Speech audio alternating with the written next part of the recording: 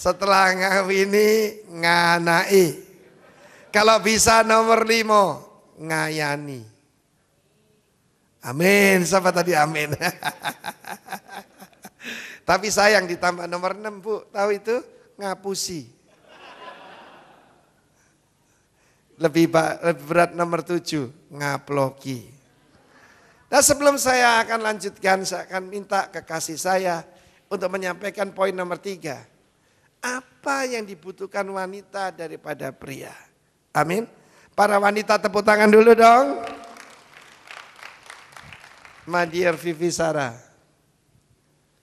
Kebun anggurnya manis? Manis sekali? Amin. Ya, shalom semuanya. Saya ingin membagikan satu topik yaitu apa yang diinginkan kita wanita pada sang pria atau pada suami kita. Amin. Banyak yang mungkin nggak tahu, suami-suami mungkin kurang mengerti, tetapi ketahuilah bahwa pernikahan kita itu adalah dalam rencana Tuhan. Tuhan inginkan kita punya satu rumah tangga yang harmonis. Itu suatu covenant yang indah di hadapan Tuhan yang Tuhan sudah tetapkan untuk kita. Adalah satu kesatuan kita. Di mana itu suatu beautiful blessing ya, satu berkat yang indah yang Tuhan berikan pada umat manusia yaitu kita suami istri. Karena apa yang dikatakan dalam Matius 19, mereka bukan lagi 2 melainkan 1. Itu yang paling penting, satu kesatuan. Saya bagikan nomor 1 adalah setia. Tentunya kita wanita pengen punya suami yang setia. Karena di dalam ya faithfulness ya, kesetiaan. Di dalam Amsal 20 ayat 6 dan 7 dikatakan, banyak orang menyebut diri baik hati, tapi orang yang setia siapakah menemukannya? Ayat 7 dikatakan orang yang benar, bersih kelakuannya, berbahagialah keturunannya. Jadi tentu yang dimaksud setia itu yang enggak ada affair. Amin ibu-ibu. Hatinya selalu ingin selama untuk kita. Jadi enggak ada wanita lain, orang ketiga. Juga dikatakan di sana bahwa suaminya hatinya tertuju pada dia saja. Jadi bagi wanita juga engkau adalah kebun yang tertutup hanya untuk suami Anda. Jadi bukan kebun raya tapi kebun yang tertutup. Amin. Kita juga para istri harus tahu diri kita, harus tahu menjaga ya hati kita tidak sampai berpaut pada orang ketiga. Karena kita sudah disatukan oleh Tuhan Yesus sendiri. Jadi jangan kita tidak setia, tapi Tuhan setia, kita pun akan setia. Yang nomor 2 adalah kepemimpinan. Kepemimpinan leadership. Kita tentu wanita pengen suami kita yang sebagai kepala itu memimpin kita dalam segala hal, terutama dalam segala keputusan yang diambil. Karena Efesus 5 ayat 23 sudah dikatakan, karena suami adalah kepala istri sama seperti Kristus adalah kepala jemaat. Ia kepala rumah tangga juga dalam menafkahi kita, tapi juga dalam memimpin kerohanian kita. Dia adalah imam dalam keluarga. Itulah sebagai seorang pemimpin. Wanita pengen suaminya itu memimpin dia dengan lembut, bukan dengan kasar. Ya, saya paling enggak suka suara yang kasar, suara yang keras.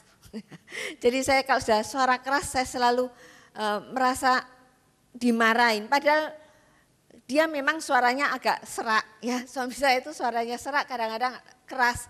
Tapi saya pengen lembut. Itulah yang enak didengar. Para istri pasti setuju ini ya, nggak mau dibentak-bentak, amin. Jadi, amin. Jadi kita ini kalau dengan tulus, dengan apa ya, dengan suara yang lembut, pasti dengan sendirinya hati kita ini akan tunduk. Amin. Karena sesuatu yang dengan keras pasti itu ada pemberontakan dan pasti hati kecil kita tidak suka. Tetapi kalau dengan lembut pasti dengan sendirinya hati kita akan tunduk dan hormat pada dia. Yang ketiga yaitu respect atau hormat. Di mana setiap manusia baik laki atau perempuan itu menginginkan adanya rasa hormat satu dengan yang lain. Istri wanita juga tentunya menghormati suaminya, tapi seorang istri pun ingin dihormati, bukan disepelekan. Seorang wanita ingin bukan dikasihi aja, bukan disayangi atau bukan hanya dicintai ya, tetapi juga ada hormat. Maksudnya meskipun dia pendidikannya tidak sesuai dengan suaminya, mungkin dia pendidikannya agak rendah, tetapi alangkah baiknya suami juga tetap hormat. Biasanya kedekatan itu menghilangkan hormat. Karena kedekatan itu rasanya sudah lulu, rasanya sudah kepala bisa dijulek-julek gitu ya. Itu enggak hormat ya. Kita tetap hormat pada suami kita ya. Jadi enggak boleh sampai kita tidak hormat. Dan karena apa? Istri merasa kalau jadi istri yang baik tanpa adanya rasa dihargai itu percuma. Tapi kalau kita bisa dibanggakan oleh suami kita, itulah sesuatu yang sangat menyenangkan. Amin. Jadi suaminya bangga akan istrinya.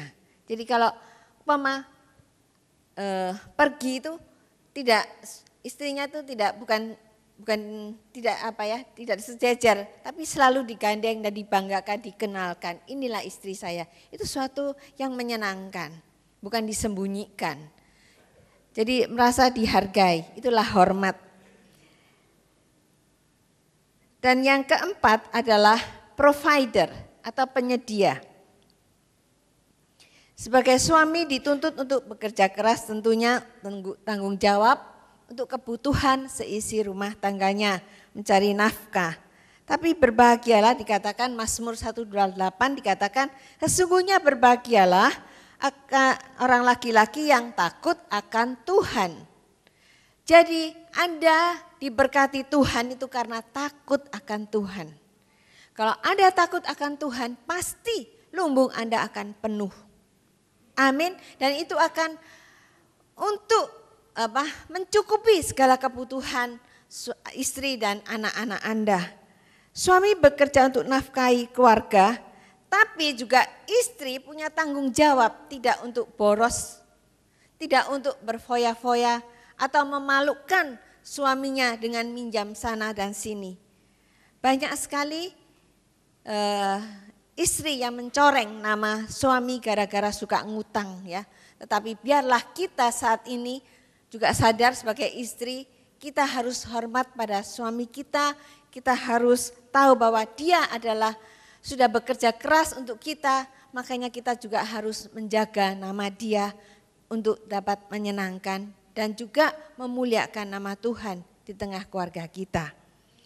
Jadi dikatakan di sana, suaminya tidak akan kekurangan keuntungan, hati suaminya percaya kepadanya, ia berbuat baik pada suaminya dan tidak berbuat jahat sepanjang umurnya.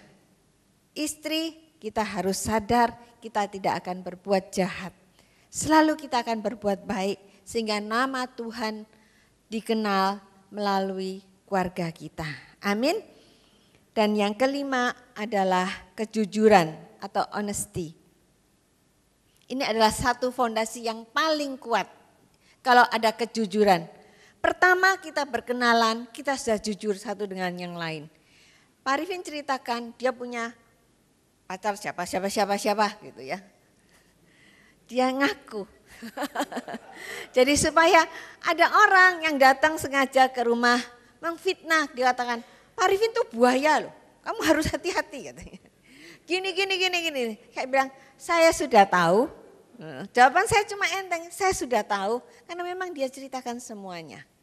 segala sesuatu kalau dimulai dengan satu kejujuran itu enak. Amin. Jadi tidak ada kebohongan, sama sekali tidak ada kebohongan dalam satu. Meskipun dulu mungkin kita pernah berbuat salah, masa lalu